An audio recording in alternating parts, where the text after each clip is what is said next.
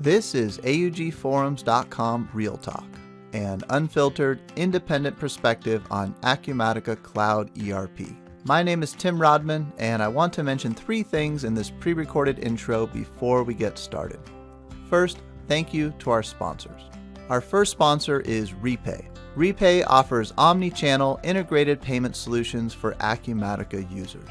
Whether you are making B2B payments or collecting them, Repay is your full-service payments provider.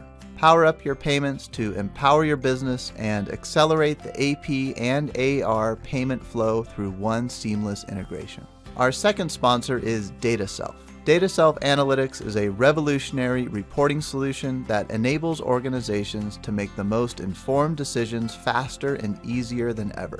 It uniquely simplifies business intelligence, empowers anyone to build and access dashboards, and delivers critical business insight when and where you need it. Our third sponsor is Velixo. Velixo is an award-winning provider of Excel-based reporting solutions for Acumatica. With Velixo, you can build financial, project, and other business reports in Excel with live Acumatica data in just a few minutes and get the answers you need. If you know Excel, you can do it. Please take a minute to support this podcast by clicking each one of the sponsor banners located at augforums.com/sponsors. Our sponsors track clicks, and every click helps to support this podcast. The second thing I'd like to mention is that I'm always looking for victims. Guests. If you use Acumatica in any capacity, no matter how small, I'd love to talk with you. Check out augforums.com/podcast and click the link near the top of the page to learn more about being a guest on the podcast. Third and finally, I'd love to see you listed on my Rolodex. Check out augforums.com/Rolodex to find out who else is using Acumatica and read the instructions at the top to see how you can add yourself to the list. All right, that's it for the pre-recorded intro. Let's get started. I did a total of 18 interviews with people at Summit, and I'm dividing those 18 interviews into 4 parts, 4 separate podcast episodes, just so each episode won't be too long. Today is Tuesday, January 25th, 2022, and this is episode number 63, Acumatica Summit 2022, Interviews Part 2. Julian and Mark, thanks for joining us. These are our Acumatica Summit 2022 interviews. Now, everyone so far has been at the summit. This one I'm making an exception for. So, Julian, I'll let you explain why. And actually, maybe before you do that, you can tell us who you are, who you work for, what you do, and then tell us why you're not at Summit this year. Yeah, you got it, man. I'm President CEO of Dynexus Recruiting. Working in Acumatica and generally in the mid-market ERP space, providing awesome workforce talent for companies that need it.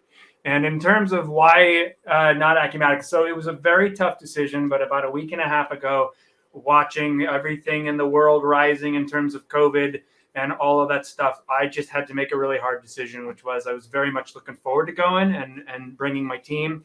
But unfortunately, we just had to sit this one out. Yeah, and you're not the only one who I've heard that story from. Seems like that was not uncommon. So yeah, you're not an anomaly there. And glad you at least get to jump on this and tell us about what you got going on. We got Mark here as well. So Mark, I'll let you introduce yourself. My name is Mark Durfer, and I am an operational manager, senior recruiter, marketing manager for Dynexus Group. So I'm kind of a jack of all trades. Excellent. A mark of all trades. There you go. So, Julian, even though you didn't make it to Summit, you did have something that you wanted to announce at Summit. So maybe I saw your email that went out, but maybe we could use this little interview as an opportunity to talk about what you got going on. Absolutely. So from 2018 on, Dynexus has taken on the responsibility of creating a salary guide, a mid-market ERP salary guide for the Acumatica community, but also for the community at large. And this year, as of Sunday night, we officially released the 2022 Mid-Market ERP Salary Guide, which is definitely the most beautiful thing that has ever come out of this company. Largely spearheaded by the work of Mark Durfer and our new marketing coordinator, Sierra McCoy. So I'm very proud of it, and it's very useful information. And we just released it especially for Acumatica's summit. So what is it? Is it a PDF file? Like what's the physical representation of this thing? Mark, why don't you tell about it? Give us the guts of it. It is a PDF file, and like Julian alluded to, this is something that we've been doing for quite a few years now. People are always looking forward to our input. It covers things from what happened in the last year and what do we expect from next year, and what are we expecting as far as the average salaries for several ERP positions in the industry. And this year, it just is leaps and bounds above everything else that we've ever done. There is much more relatable content in there. The layout is beautiful. It is a PDF download that is completely free through our website, dynexusgroup.com. And I will put the link. I'm not sophisticated enough to put it out on both YouTube and LinkedIn through this tool, but I will add a comment to both of these live broadcasts on YouTube and LinkedIn with a link to that salary guide that you guys sent out. So it's a PDF file. Give us an idea of size and content. You know, what do we get when we go there? Give me some bait to go click on that and download it. Well, so let me at least do some of this, Mark.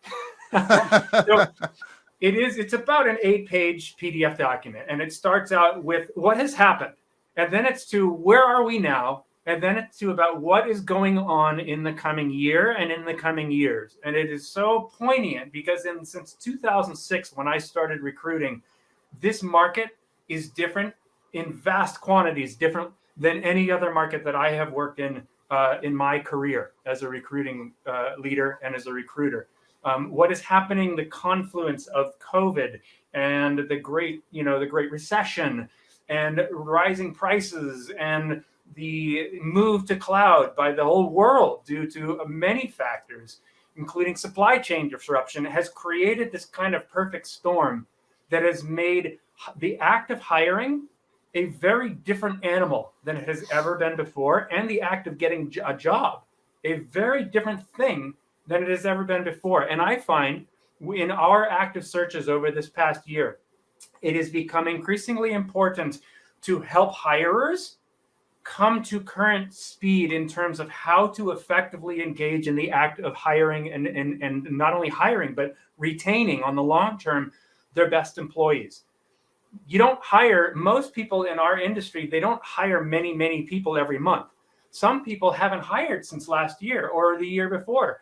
And we're really helping them to understand here's the things that people that are looking for jobs are looking for that are more important now than they ever were in the past. And your people who you want to keep, here's what they're looking for, and here's what they're valuing, and here's how it's different from what they valued for decades in the past. So it's a very, very poignant piece of information that can help them to sit down within one 10-minute, 15-minute read. They can really get a solid sense on what is going on in terms of how you're supposed to hire people. And not only that, but it provides salary information, not only for full-time permanent people at junior, mid, and senior level of experience, but it also provides contract, what you can expect to pay someone who's an independent contractor. So it's kind of a one-stop shop for if you are looking to bring on workforce and you're in the mid-market ERP space, whether you're hiring a consultant or a sales or a developer or a pre-sales or a whatever, you should be able to look at this and get some very important information on helping you to do that better. Interesting. So I would think that the current market, a lot of people are looking for workers. That should be good news for you. What about ERP professionals like me? Are salaries in general going up, flat, going down? Give us the big takeaway. Sure. Mark, what do you think?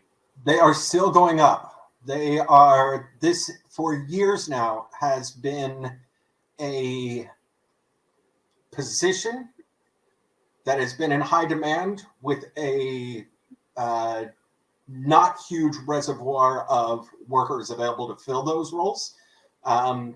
We're seeing more of a balance.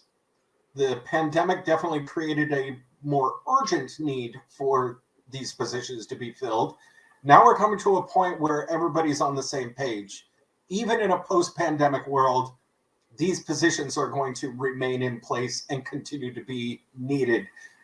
And there are more and more professionals available to fill these roles.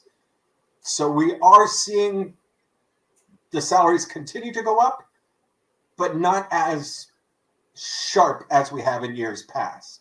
Okay. And an interesting thing, Tim, that to bring into mind also is that people who are currently out on the job market, or people who are hiring currently right now, I think it's very important to note that the way that people have hired in the past is vastly different. And the biggest thing that is different, when we started working with Acumatica in 2018, we decided we would follow the no poach policy, and we follow it to the T. We do not actively recruit people from one partner in the Acumatica space to put them with another partner.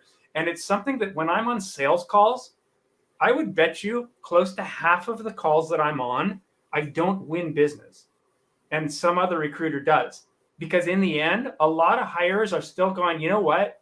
I want Acumatica experience. And if I can't get that from you, I mean, got to get it from someone else.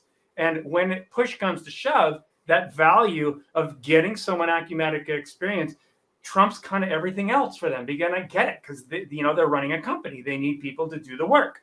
But I would venture to say that one of the most important things a hiring person needs today in 2022, if they're building a practice specifically in the Acumatica space, is they need to come to grips with the fact that they should not plan as a strategy hiring people with the flavor of ERP experience.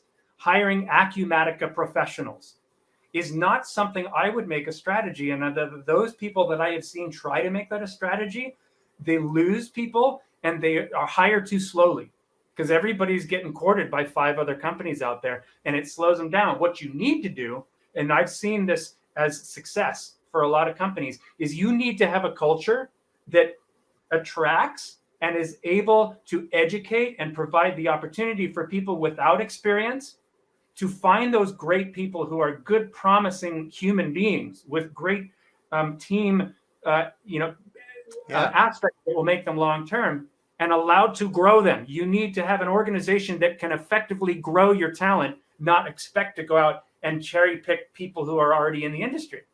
When you say flavor, you mean the specific ERP product, Acumatica in this case. You don't mean ERP experience in general. Is that right? No, I mean, like, if they have Sage, Sage 300 CRE, and you're looking at Acumatica manufacturing or construction, you want to be open to it, because whether it's vanilla or chocolate, you still can eat an ice cream cone. You don't need to be trained to eat a chocolate one when you have a vanilla one experience. Well, I totally agree with you, mainly because of population size. Acumatica really comes across as being a much bigger company than they really are. Their population size of people who have been around for more than a year is tiny. And if you really want to tap into a pool of talent, you need to expand to look at any mid-market ERP product. And the thing is, you know this, I know this, that the skills are 80% the same. There's some technical skills that you're going to build on the specific product, but 80% of the skills you're building in ERP are the same across the products. But it's hard to get someone to realize that when they're hiring. They want the specific Acumatica product that they're looking for experience in. But I completely agree with you. That's not necessary. Actually, I think you're shooting yourself in the foot if you do that, because you're limiting your pool of talent. And I think the rubber's hitting the road in that way, because while we used to be just a recruiting firm, most of the offerings we're making now include building new sources of talent that did not exist before. Like, it's not about going and finding the Acumatica perfect person out there in the world. It's about having opportunities to reduce the risk and cost to partners who are looking to hire the right people to grow and scale and match the demand for the business. So it's producing new streams of talent that did not exist before. And that's the business that we are in a lot more, in my opinion. That's the future. We're not a recruiting company. We are a workforce creation, work source creation engine. Like maybe a people development engine in a sense, right? Yeah, a lot. You're not just pairing up. Maybe you could tell us a little bit more about, you mentioned your agreement with Acumatica for no poaching. That's kind of like the negative side, what you can't do, but tell us what things that you can do as Totally. part of that relationship? Oh, yeah. I mean, that relationship really defined what the last few years of my company, in a lot of sense, has been about. So while we cannot poach from other Acumatica partners, we commit to that policy. We also have the ability to run a program called Certification to Hire. And you can see it on our website at dynexusgroup.com, but Acumatica Services, Certification to Hire. But what we do in that program is Acumatica has given us the ability to enroll certain candidates that we deem as very high quality candidates with a big future of serving the channel and becoming professionals in the industry from outside, that they give us the ability to enroll them in Acumatica badging. So they can get enrolled in the program, get badged, and then we can put them up, and we do put them up on our website once they're badged, and we can promote these people and include a profile where a hiring company goes out and sees, okay, I want someone in the Northeast. I want them construction background. I'd love to see some Sage construction. And then I'd like to have them be in this comp range. And I'd like them to have this experience with these add-ons and e-commerce, or, whatever you're looking for. They can hone in and filter down to find people in the program and then hire them and get a pre-badged person. So you don't have to sit them down while they're on payroll and have them studying, but they can do all the studying before they ever land at the job. And that's Certification to Hire. We're also doing another thing called proactive sourcing, which is in another way, it's a steady stream of interested, qualified candidates who are not from in the industry, but from outside, we are amassing and gathering, and we are guaranteeing a certain amount per month of interested, qualified candidates to any hirer that's out there on a low-cost subscription basis, where they pay a very low-cost monthly fee, and then they also pay a fraction of a hiring fee, not anything near what the industry is, and even a lot less than we charge for a typical recruitment effort. And we can provide a steady stream. It's what we're doing. We're moving more and more towards creation of new talent in that way. I can hear the engine philosophy in both of those, that you're thinking like an engine. I like that. And in a way, to your point earlier, things that people haven't typically done before as a recruiter. Maybe also tell me a little bit more about this salary guide that you've got out there. What would you say is the main market? Is it someone looking for a job, or someone looking to hire, or both? Who's it really aimed towards? It's absolutely for both. There is important information for both hiring managers and for job seekers. Hiring managers and job seekers need to know what's going on out there in the world of people who are looking for jobs. And the biggest thing on people's minds right now is what's being referred to as the Great Resignation.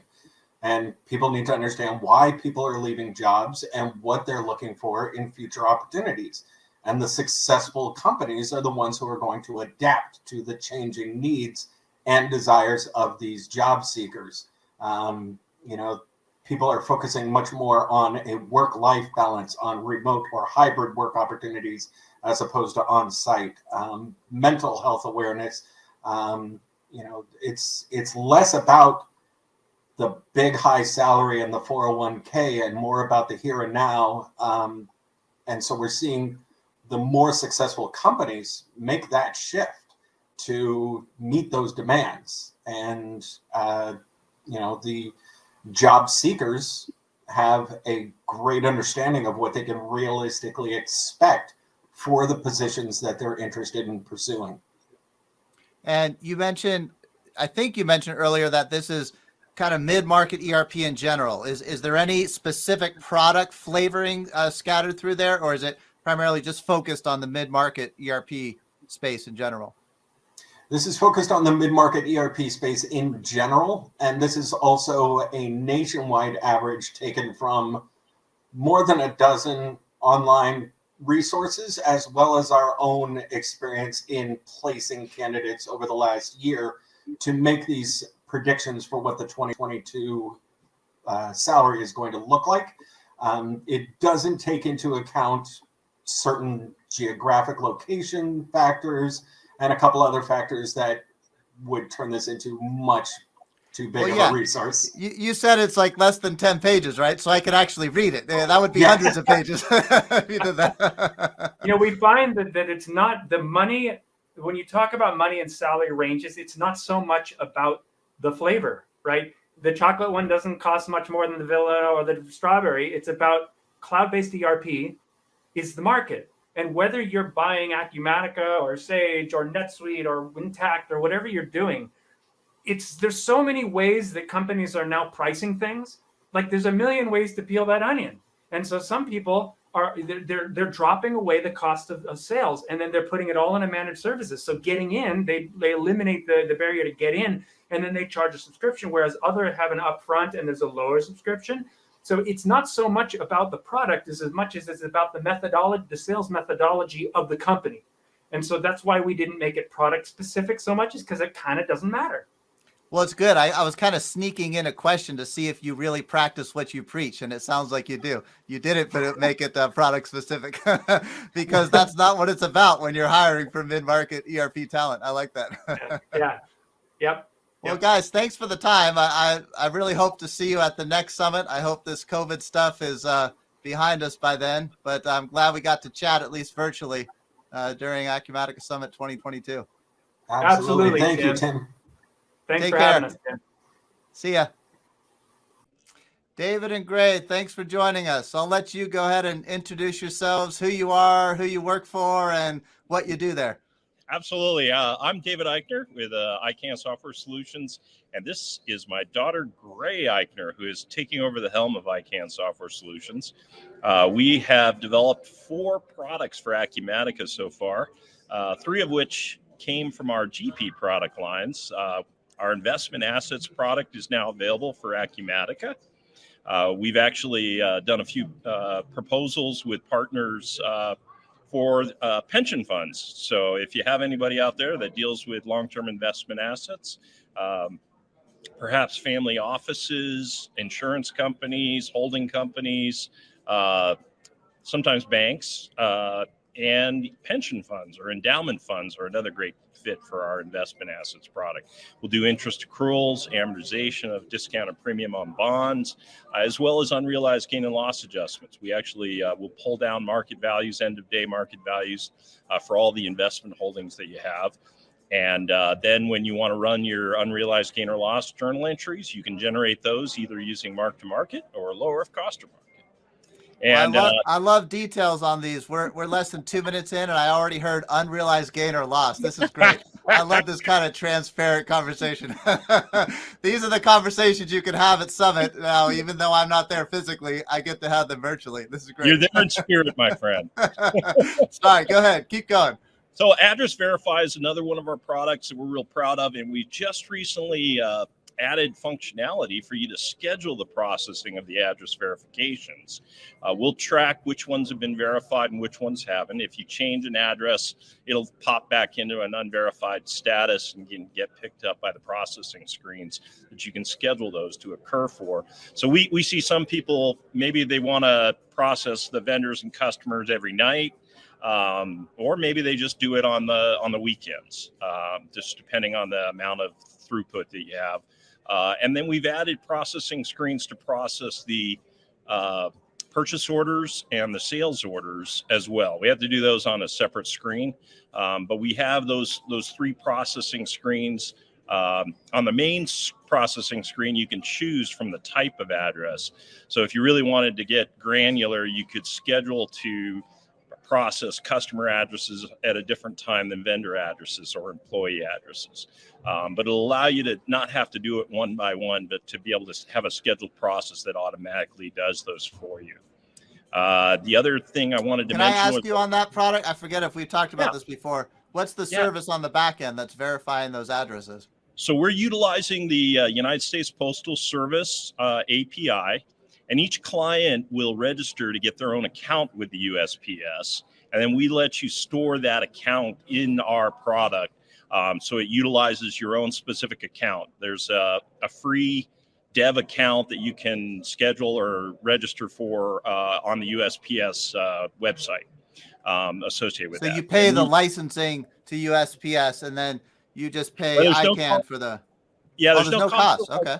On USPS, which is nice. And then we have a lot of people will charge you for every address that you verify. Our shtick as it were, is that you pay a flat amount per year of $500 per year, which is really less than $42 a month. For an unlimited number of addresses. Good math there, by the way. Sorry, go ahead. I was a CPA,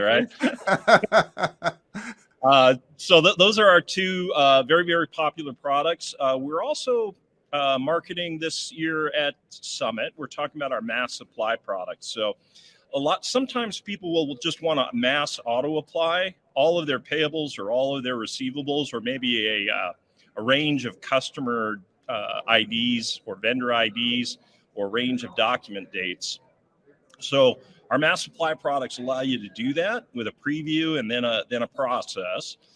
The other piece that both of them let you do is import specific apply information from Excel. So if you have apply from and apply to information in Excel, you can import that in, again, do a preview and then a process. With one click, it'll do all of those applies. I like that. We're looking for more product ideas. So if you have something you think Acumatica should be able to do and it doesn't, please feel free to reach out to ICANN Software Solutions. We're always looking for great ideas. I've actually been documenting a number of things while I'm here. We've been taking notes. we're gonna get a print receipt functionality or an action that Acumatica currently does not have. Right, so when you do, say you receive a check from a customer, you really should have an action to be able to send an email to your customer saying, "Hey, I received your payment." Ooh, I like that. Yeah, so we're going to do that. And we figured that out because I was having to try to send receipts. And I was like, wait, they don't do that? And we were like, oh, that's an idea. Yeah, and the funny thing is credit card processing, like eBizCharge, does, right? So if you install eBizCharge, when you do the credit card receipt, they do have an action for sending an email, right? But not for checks. Yeah. They don't have it if you're just doing a regular check or something like that, or an ACH transfer or something of that nature, where you're just entering it into receivables. And we think that it should be there for everyone. Well, Gray, I got to ask you, is this your first Acumatica Summit? It's technically my second. I went to the one in July. It was for the practice owner training, so I didn't get to go to all the different sessions. I was on like a set track. So this is my first free experience of like roaming the halls and deciding where I want to go. And it's very cool. And you've got 2 COVID flavors of Summit that you've been experiencing so far. That aside, what's it like for you coming into the Acumatica space? Is it bigger than you thought it would be at first, or what's the impression? Very much so.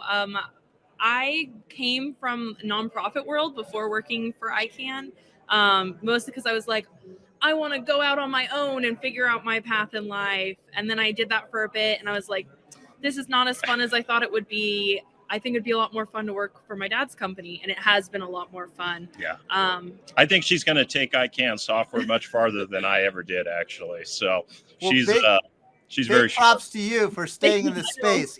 I've heard people describe it as it's not the kind of space that just gets handed to you. Like, it's very much a pull yourself up from your own bootstraps kind of a space. And it's not the real estate space where you just get to enjoy your parents' passive income. This is a space where you got to get to work. So big props to you for stepping in and being willing to participate in this ERP, mid-market ERP.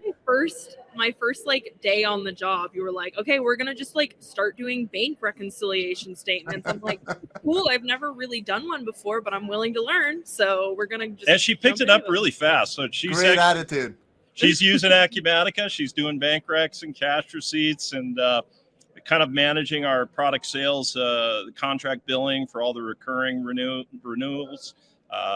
What else have you done? She taught herself WordPress and has done our website. She's updated our website. So everybody go out and take a look at that. We do have a YouTube channel that I. Oh, okay.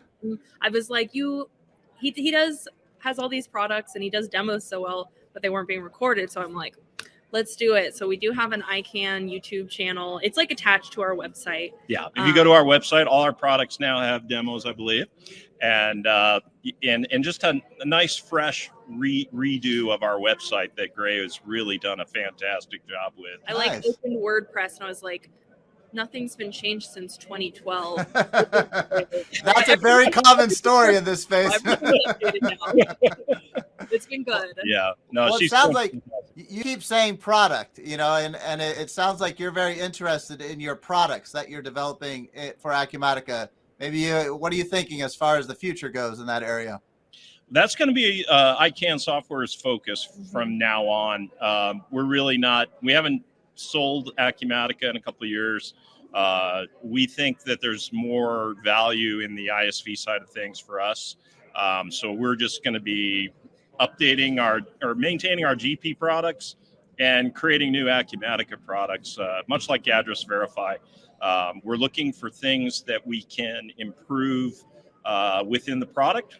Like I said, we're always open to ideas. I think Summit and any kind of customer interactions, whether you have a booth or not, are always great places to get new ideas. So Gray was talking with one of our Address Verify customers or partners who has a customer.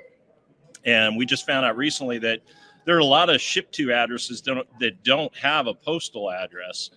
Which we didn't know. So we're actually going to be looking at seeing if we can follow up with an API for FedEx. Oh, like in a construction scenario or a field service scenario. Oh, okay. Exactly. So as an alternative or as another check, if we don't find it with the USPS, then if there's an API, and I'm pretty sure there is, but we're going to find out if there's an API that we can tap into for UPS or FedEx that would cover those types of situations.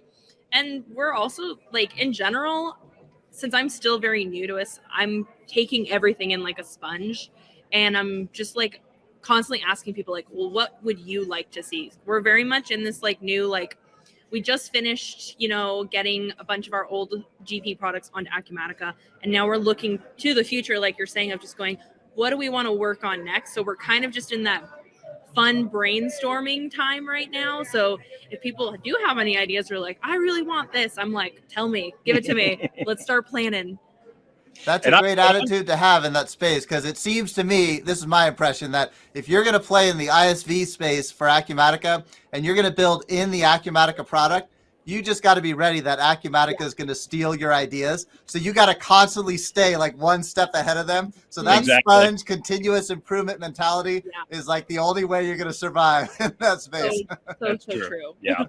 But, there's plenty of ideas. And what we're going to try to do is we're actually going to try to get a hold of the Alexa business skill piece, right? Because Acumatica shared the add-in on the Acumatica side, but they didn't ever give us the sample code for the business skill on the Amazon side.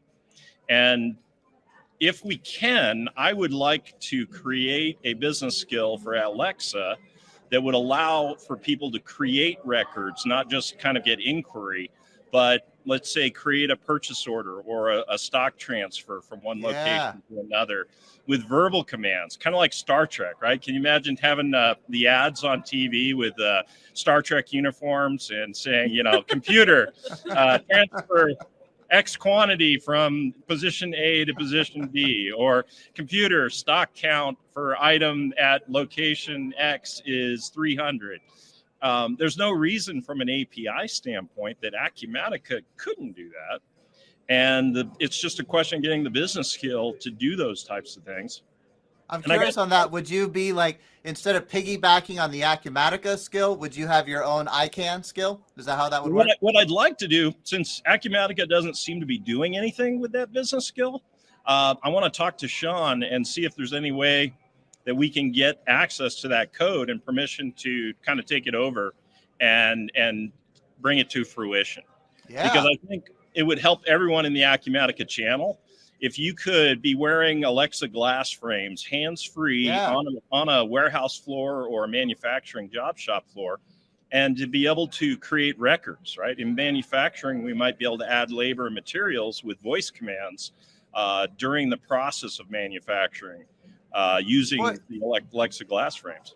You might not even need Alexa Glass if you just had an earpiece. If you had good audio feedback, you could do it all voice, right? You wouldn't even need a screen at that point. Yeah, exactly. You would know if it got created successfully and all that. You know, you might just be able to do it like just purely audio. Well, that's interesting. Yeah, the Alexa Glass frames are purely audio. They don't have any kind of visual interaction. It's all just like a voice in your ear, and you can talk to. So the frames. Okay. I actually have my bifocal frames are my Alexa Glass frames. Okay. And so you can listen to music while you're doing, gardening, or you can talk to Acumatica through Alexa. Both cool and creepy at the same time. A little bit. But I mean, just imagine the marketing with the Star Trek uniforms, I think would be a big hit. I mean, it'd probably make Acumatica sell a whole lot more. And also, like, looking at it from like an accessibility standpoint, it would allow people who maybe don't have as much mobility to be able to access it. I love that generational compliment there. You got the Star Trek analogy and you got the accessibility analogy. Gray's going to help pull you into the 20th century. That's awesome. Well, hey, thanks you guys for taking time out of your busy summit schedule. I appreciate it. Anything else you want to bring up before we wrap it up? We'll just give everybody a view of the beautiful Wynn Hotel here with all of the. We just came out of the lunch. We had to jump out of the lunch quick. Quite good. So, which was very good. Chicken and sausage and salad. Very nice. Excellent. Not to make you jealous or anything. I am jealous. Well, hey, thanks again. Any other last things that we missed that you want to bring up? Nope, just iCanCloudApps.com is the website. Go check out the new website that Greg put together and check out some of our product videos there for Acumatica. Excellent. Thanks, Thanks Tim. again. Enjoy the rest of your summit. Nice to meet you. Bye-bye. You too. See ya. Colleen, thanks for taking time out of summit, ducking into a corner, it looks like, and joining us. I'll let you introduce yourself, who you work for, and what you do there. All right, sounds good. Hi, thanks for having me, Tim. Appreciate it. Colleen Schulz, work for Crestwood Associates, client account manager, so managing our client base, working with some new clients and working with our team to promote and sell our products that we've developed for Acumatica application. Awesome. I think go ahead. Awesome. Yeah, you were telling me right before we went live, you were telling me about some weather issues on your way to Summit. Yeah. So there was some weather hiccups. I think that people were experiencing trying to get here yesterday. I know I had some snow to deal with in the Midwest. I know one of my coworkers on the West Coast got stuck on the tarmac for a couple of hours. So it just seemed like when everybody finally got here, it was just this calming effect, people just started to sigh. So it just throughout the day, it just seemed like it was a little bit, took a little bit for people to get in town and, but that's okay. It's Vegas. So it's a city that never sleeps, Weather, COVID, but you fought hard to get there. It sounds like it was worth it so far, huh? Yeah. There's been a good showing. From what I've heard is in July, there were, the customers that attended that they've actually superseded that this time. So that's a good, so really? that's good to hear. That's good to hear. Me. I know that at Crestwood, we had the same number of clients come that we did in July, although this time it's a different set of clients, so it's not repeat clients, which is kind of nice. We've had just a couple that repeated, but for the most part it's been a completely different group, so that's exciting to hear. I'm actually really anxious to hear what they're going to do for Summit in 2023, but obviously we won't know that until tomorrow, so just kind of holding tight on that, not trying to get too anxious or anything. Yeah, I personally hope it's not in Vegas because I'm not a Vegas person. But with the size of it, it seems like Vegas is one of your only options these days, right? Yeah. I kind of agree. I kind of agree with you. I'd be okay with a different location, but we'll see. They had some really nice initiatives. One of our customers got Customer Partner of the Year, so that was exciting. Green Bay Packaging, a client that I manage, so super excited that we got to be on stage for that. There's been some really cool, different little initiatives that they've done through Summit as far as like, putting back into renewable energy, making sure that there's not a lot of waste when it comes to the food. It was something that John Roscoe talked about this morning in the keynote, just how they want to be able to give back to, trying to keep things sustainable, making sure that, putting back into the environment and stuff. So we all were kind of joking because we noticed that the plates were a little smaller. And so it was just like, is that part of the initiative to keep the waste down? We weren't sure, but just joking. But I thought it was interesting that he said that one of the biggest impacts is they actually calculate the flights, to and from Summit. So they purchase carbon offset credits for the flights. Yes. I thought that was interesting. Yeah, no, that was pretty cool. So yeah, I found that very interesting. Although can't remember now. Did he actually say how many? I don't know if he gave any statistics. I think I would have liked to have heard the statistics on that, but that's okay. Like number of flights or yeah. Did he say that? I think he said for everyone at Summit, they purchase carbon offset credits. I don't know. I might have to go back to that one. I don't know, but yeah. Interesting. I think you froze. You still there? I think you're the first one. I think my connection kind of lost for a little bit. There, I got you back. Okay. So what about what have you picked up in terms of overall it seems to be really good. Can you hear me? I'm here. Yes. Can you hear me? I can hear you. Go ahead. Yes. Okay. So one of the things I noticed that is different this year, or this time as well, just because I don't know if this is quite a few summits. I think I'm like on my 8th or 9th summit now, maybe even 10. I don't know. I don't know if I'm double digits yet, but they have a lot of roundtable discussions going on, which I think is really cool. Whether it's manufacturing, construction, distribution, they're having micro vertical sessions. They're really wanting to get into some more minute discussions with clients and partners about what their needs are and about how the additions work and what they want to do. And I just think that's really cool because they're really trying to empower the discussions with the people here. And I think that's really neat that that the product team's doing that. That's great. That's the kind of stuff that you really need to be in person for. I like you're taking advantage of that in-person format. That's great. Yes. Nope. I completely agree. I'm curious on those. Did you get to sit in on any of those? I'm sorry, say that again. Did you get to sit in on any of those discussions? I have not yet. I'm actually tomorrow afternoon, I am helping facilitate 2 of the distribution ones. There's a distribution roundtable where they're going to have breakouts for different functionalities. So I am going to be facilitating the available to promise discussion. I know there's going to be one on blanket sales orders. Trying to think of what the other one was. There's one or 2 other ones that are going to be. And then right after that, we're doing a micro vertical breakout session with roundtable discussions to go over that. And I am going to be hosting the beauty and health one. So, just really kind of trying to get more understanding of what it is that clients need that are specific to their business.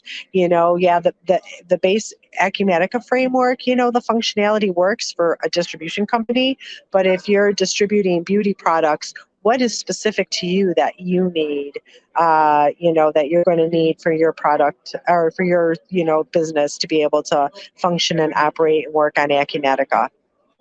That's cool. And I would imagine that a lot of that just comes down to terminology and, you might be able to use a lot of the low code, no code stuff that's already there, right?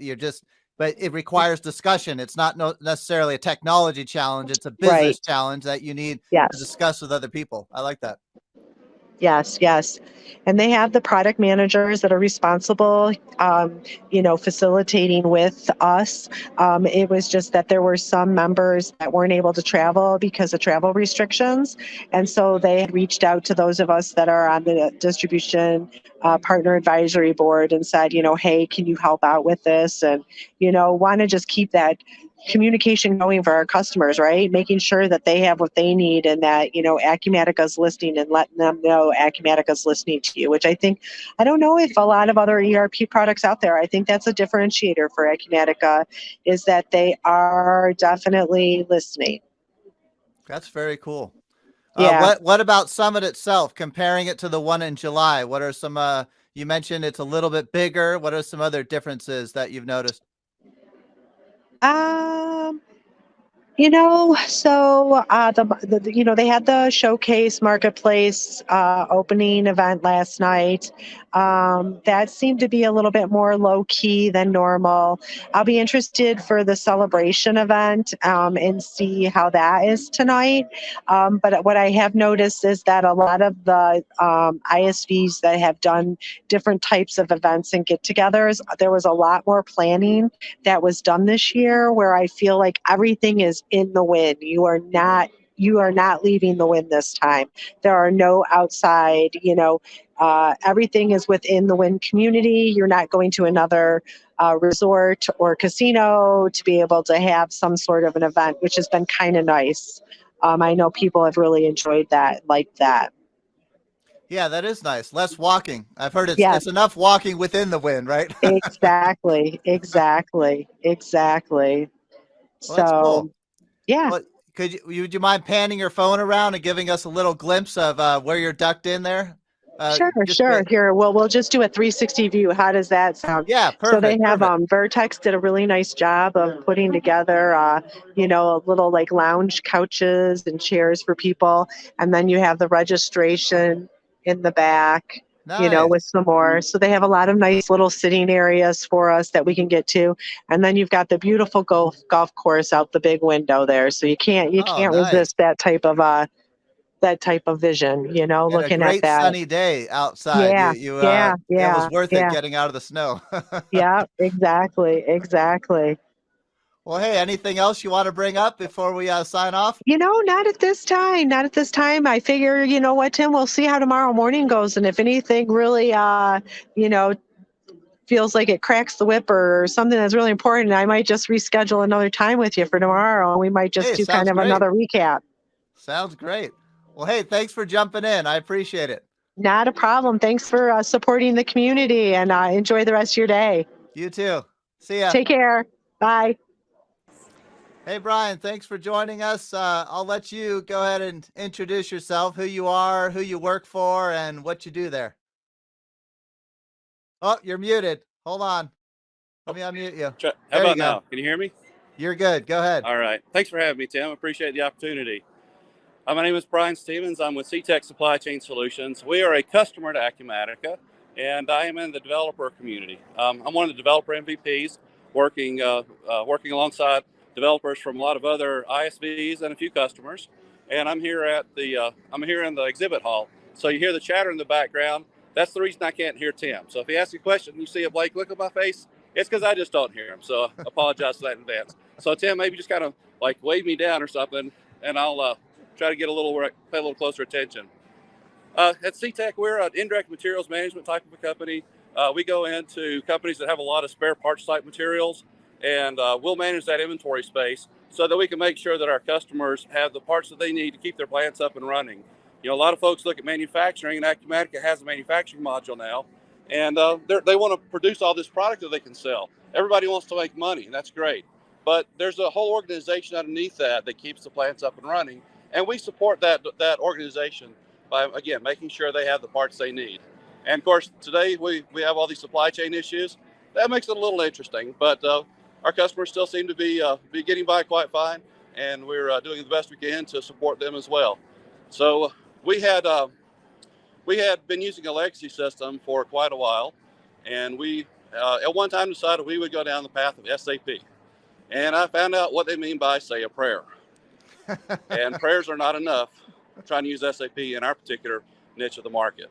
So we decided also that we would try Oracle. Well, that worked well enough that we put together a program and took that over to Europe, and Oracle started to fall apart on us.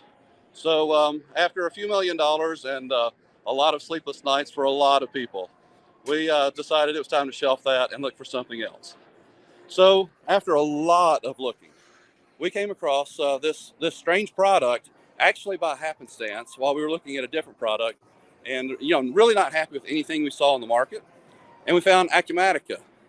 So first time somebody said, "Have you seen Acumatica?" My answer was, "Acu what?" I have a feeling that's kind of common, right? Yeah, absolutely. And so what really got me interested is, I do a lot of things within our company. I've been there for over 20 years. And so you've been there that long, they kind of ask you to do whatever and you just jump. But one of the things that I do in our company is I'm a developer. So anything that the software that we use doesn't do, I get to help create that so that we're able to continue to do our business and support our customers. And I've done a pretty good job of that for the last 20 years that I've been there. But with Acumatica, one of the great things that's there is its extensibility.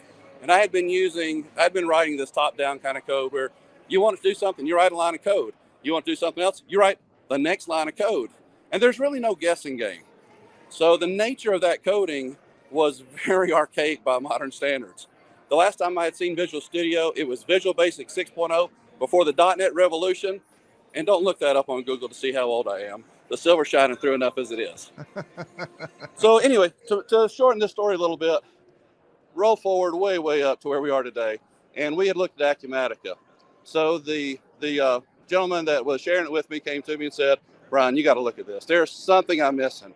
There is no company in the world that's dumb enough to put software out there that you can download for free and then give you training material for free to show you how to use it and then tell you, go have fun all you want. We don't want your money. Just go figure it out and see if you like it." Say, no, there's got to be something wrong. I think you're right. Yeah, help me get it on here and I'll go through the material and try to figure it out. And a couple of days later, my answer to him was, "Brett, there's got to be something wrong with this. There is no way on earth that software is actually as good as this looks. There's got to be smoke and mirrors because nobody in their right mind is going to produce software, make it free to go download, and on top of that, put effort into making training material and documentation, say, here it is for free. Go have at it. See if you like it." So, something is wrong. This can't be. So we finally came to the conclusion, talking to our VAR, at the time it was DTSI, and they just merged with SWK.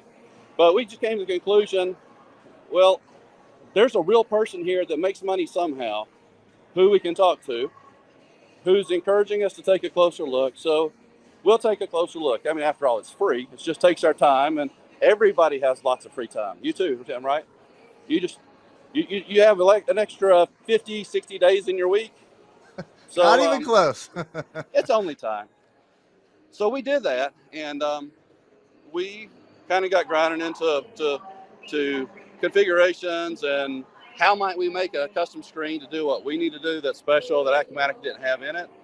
And we very quickly came to the conclusion, us two developer types that we've been sitting here programming on the legacy system for years, we can't both program. We can't both be the sysadmin. So my buddy, being the senior by a year, said, "Guess what, Brian? I'm going to take the sysadmin role. You're going to be the programmer." Well, okay. I mean, I like programming. I worked in Visual Studio, we'll just say a couple of years ago and leave it at that. That's okay. And so it'll be kind of interesting to see how it's changed through the years. So, I did more of the training material, watched some of the videos, read some of the little books that they had online. And along the way, I actually got something to work. One of the first things we did was create a screen that lets us track our value that we provide to our customer. We call it cost savings. And so every time that we generate some value to our customer, we'll archive that information into this place and system. We couldn't find that in Acumatica, so we created it. And I got real excited because, hey, here I am. I barely touched it. I'm just learning how to use C# again. And I've already created a module, a whole screen in Acumatica to do something really important to us. So progressed a couple of months, and I'm trying to learn how to use this and get a little better and understand all these inner workings and realize there's more than a couple of tables behind it. There's more than a couple of screens behind it. And this isn't quite as easy as I thought if I want to do something advanced. So I'm digging, and some days are good and some days are bad. A lot of developers that have been doing it for a while kind of forget those early days with a horrible learning curve, but I was right back in it. I had not seen those days in 20 years. So here I am going from having been able to do anything that somebody asks of me in just a short amount of time, and sometimes turn results around while we're on the phone where they're asking for it, to it's going to take me a few days to figure this out. And the thing I thought was easy, well, I kind of got tripped up a little bit, so that's going to take some time. And so I was really struggling. So I have a little conversation with Joel Gress over at DTSI, and he said, you really need to go to the hackathon. The summit's coming up. They have a hackathon ahead of time, and there's a lot of great developers there. So you really need to get in there. And he talked with Can my I boss. ask you what year was that? What year was that was first hackathon? 2018. Okay. 2018. So I've been working in the space for about 3.5 years, and 3 years ago was my first hackathon. So, and that's really good to note. It's in 3 years. I went from showing up at my first hackathon. Well, let me finish that part of the story first, because that's pretty important too. So I'm sitting here struggling. I'm able to do some stuff for where we are in the project. My boss is happy that we're making progress. It looks good from the outside that we're getting somewhere. Just he knows it's going to take some time. But of course, I've been used to it coming easy, so I'm not patient. So I was getting really upset with myself for not advancing as fast as I was accustomed to with the other systems. And so Joel said, well, look, why don't we talk to Mark Franks? He's the platform evangelist for the development team at Acumatica. He works with developers in the community, and we'll see what he can do to get you plugged in better. And he said, funny enough, same thing Joel said. I kind of think they might have gotten in on that or something, because you can't ask two people to get the same answer twice. That's just not possible in the IT world. But he said, you need to go to the hackathon. I said, Mark, there is no way I can go to the hackathon. I'm getting a little bit of stuff done, but I don't know enough. I can't hack anything. Heck, I can barely even tie my shoes in Acumatica. I said, no. We want business type people. We want new people. We're going to have some folks on every team that know how to do it. But we want people that are not just absolutely great experts, been doing it for a decade. We want those folks that are interested in Acumatica. And what we'll do is we'll take those folks and we'll pair them up with some other people on the teams so that you can be a part of that and see what the process is. And I understood where he was coming from when we finally agreed, yeah, I'm going. I'm looking forward to it. Terrified, but I'm looking forward to it. But what he was really trying to say is Acumatica has a world-class community organization of developers. And when you go to the hackathon, there's a lot of fun when you know what you're doing. But the most important thing you can do is make those connections when you get there, because those connections just so happen to be a gentleman by the name of Josh Van Hosen, happened to be the primary programmer on my team. And he looked at me and said, had to be under his breath, said, this poor guy, I'm going to have to help him with something. And, I've been struggling all this time. He showed me something that I take for granted today, simply how to use Visual Studio to debug my code. As a programmer, C# developers know how to do that. It's just part of what you learn in being a C# developer. But I had 20 plus years coming up through another system and kind of throwing in sink or swim. That wasn't something I had learned how to do. So that was a life-changing experience, but not just for a moment. Not the part about the how to debug my code live, but I made a connection. And that's what Hackathon is about, is bringing these developers in and these non-developers in and getting to know those folks from all, not just around the country, but all around the world. And this year we actually had a gentleman from Singapore on our team.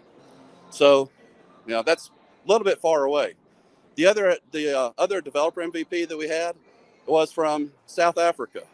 So I complained about my 7-hour flight trying to come through Texas to get here from Tennessee, until he said, yeah, I came through Amsterdam and I think I spent 22 hours in the air. So poor Gerhard, bless his heart, the gentleman worked very hard, did a wonderful job with our team this year, but he was exhausted. But the thing is, if you were here, you had the chance to meet him. If you're here right now and you haven't met him, I'll tell you right now, he is over at a booth in the front right corner when you come into the exhibit hall where we all eat. So be sure to stop by and look for Gerhard.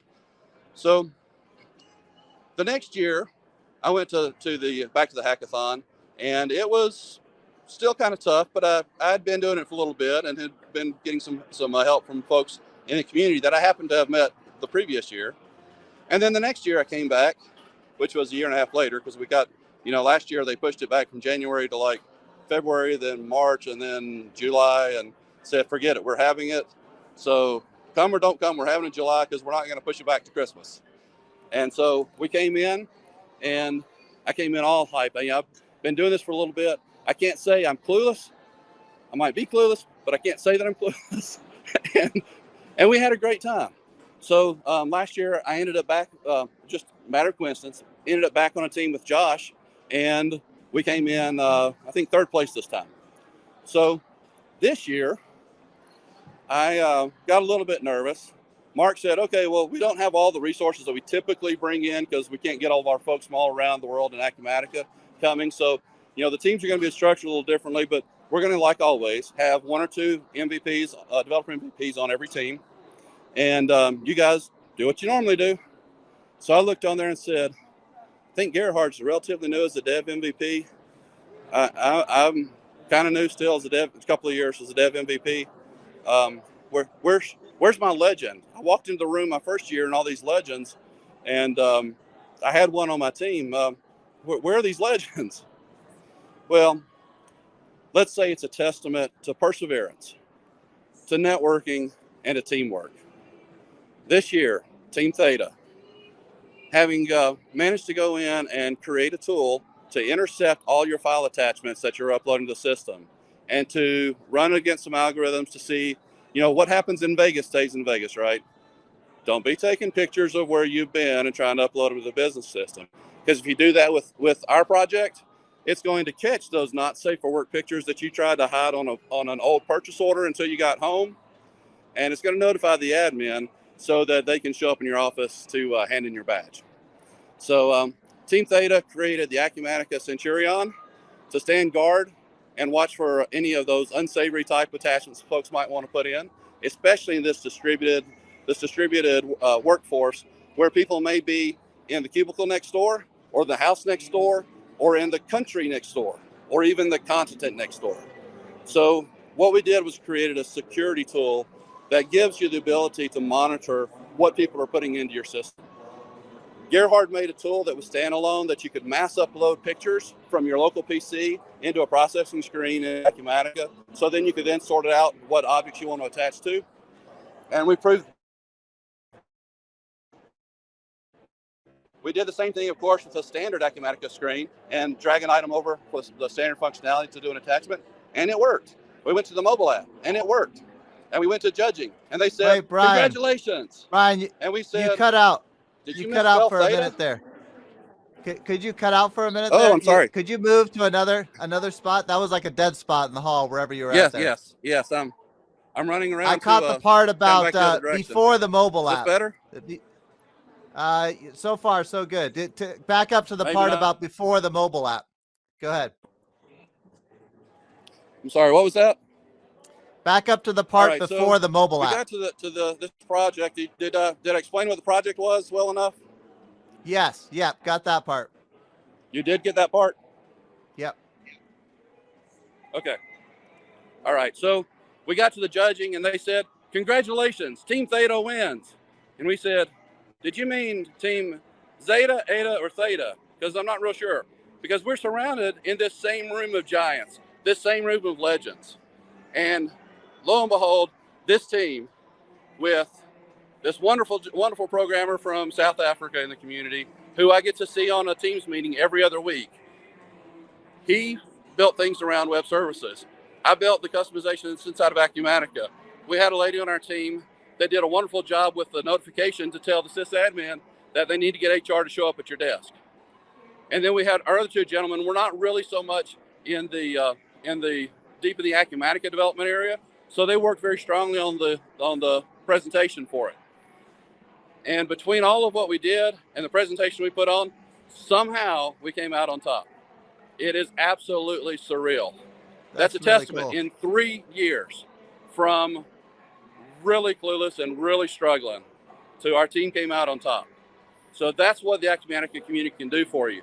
If you're out there struggling, if you're getting started, if you've been doing it a while and you just don't know what to do, ask questions on Stack Overflow. go over to the community forums for the Acumatica community and post questions on those forums. And absolutely go into the AUG forums and ask for Tim's help. If you're a developer looking for some help, keep in mind there are resources out there that want to help you. But plan on next year. Be at the hackathon. If you're interested at all in networking, and if you're watching this podcast, that should be you. If you're interested in networking with folks that can get it done, make sure that you come to the hackathon. Mark Franks will see that you're interested. He'll reach out to you a little ahead of the hackathon to make sure that you're still wanting to come. It doesn't cost anything extra on top of the cost of your summit ticket. So just check that box, come a couple days early, have a great time with us, and get to know some folks and do something wonderful. Can I ask you on your project? So the not safe for work part doesn't seem like, for me, it's not that interesting. But what I did catch there is you said you could then assign things to multiple items. Is that right? I could do a bulk upload of like item images if I wanted to? See that? The project itself, the focal point of the project was we set up a process to monitor what's coming into the system. So any way that you upload it, we were able to catch it and process it against some AI. So whatever you need to do, you can put that functionality in using this project. We just did 4 different things to be able to show that what we were doing and that it worked. But to do that, we wanted to say, not just, hey, this thing works, but we wanted to prove if you're doing it from a third-party program using web services, it works. But you can't do that if you don't have one, right? So Gerhard made one. So that's one of those nice, fancy things we got to see. And that's one of the things I'm looking forward to, because we're going to be able to take that back. And as we convert legacy customers, we're going to be able to upload tens of thousands of file attachments from the legacy systems. And we'll have the folder that it came from, which tells us on the old system what item it belongs to or what purchase order and things like that.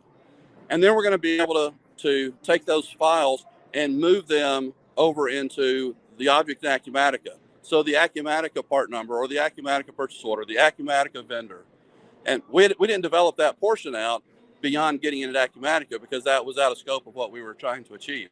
But yes, that is phenomenally one of the best parts of this hackathon for me is I can go back to my sysadmin and say, Brett, we've got this tool. It took him just a little bit of time to create it. And this is one of those things you asked me for about 8 months ago. And so I created something that kind of worked. This thing works. It's going to be beautiful. So it wasn't even our project. And that legacy and it just have to be part of the project. Like in that legacy application, how are you thinking? Would it be the file names themselves would be the part numbers, and that's how it would know which item to go attach them to? Well, yeah, what we did was when we set up the system, because I actually built the web system for that to use on the legacy system, we actually made it so that there was a folder for items and a folder for purchase orders and a folder for vendors and a folder for all these other things. And then that separated out so we would know in Acumatica which object we're going to put it on. Well, when we convert from the legacy system into Acumatica, we actually go in and set up an attribute. So like we're CTEC, so we use the S item or CTEC item as an attribute on every item. And so when he does the import scenario, he simply populates that attribute with the part number from our old legacy system.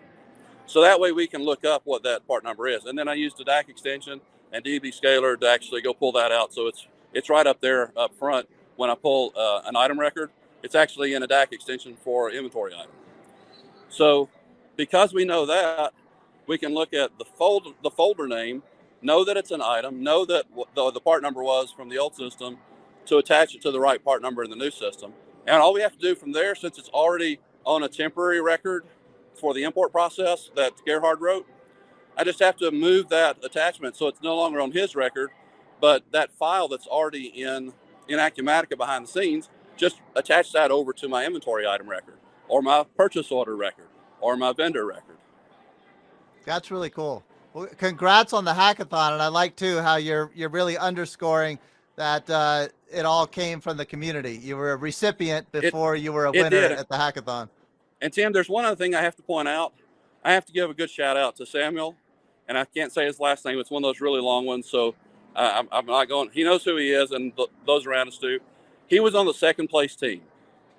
We were on the first place team. We ran into a problem where we weren't getting the record come back from the web services call that we needed. There was just a very small bug there. We needed to have a field on the screen. It wasn't there.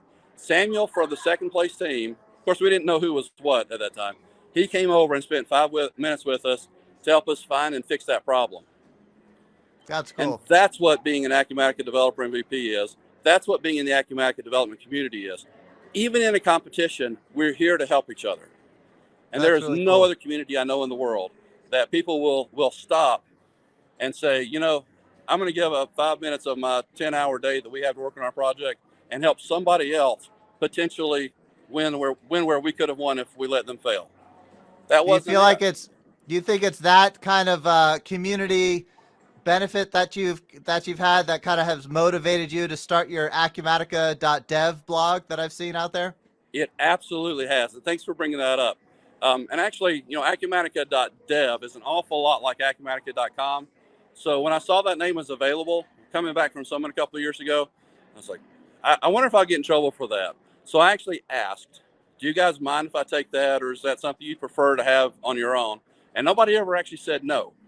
So I went ahead and grabbed that name and set up my blog there, Acumatica.dev, and you'll see Brian's blog up on the menu there.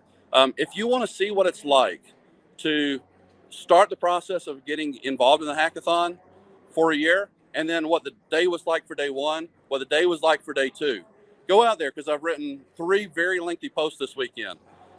Trust me, it wasn't easy because most of my time was spent with the hackathon, and so it was some late nights.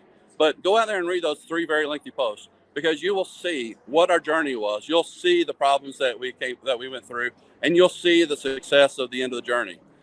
And it is nothing but it's nothing but a great statement as to this community. Because again, 3 years ago, I walked in a room full of giants, absolutely struggling, and 3 years later, I've got the confidence that this particular community has afforded me. I've had the ability to be able to support people in Stack Overflow and other means. Absolutely glad to help out as much as I can, because I learned from that as well. But you will not see that in other communities like you see here, not to the degree that you see here. So check out Acumatica.dev. Make sure that you sign up for the hackathon next year and come to the summit, because if you're not here, you are missing the best thing for the year. And I appreciate you giving me the opportunity to come here and talk with everyone today, Tim. Brian, thanks a lot for sharing your story. I really enjoyed that. Enjoy the rest of your time there. Thank you, sir. See ya. Bye-bye. All right. Well, that's it for now. We'll catch you on the next episode of AUGforums.com Real Talk. Thanks for listening, and take care.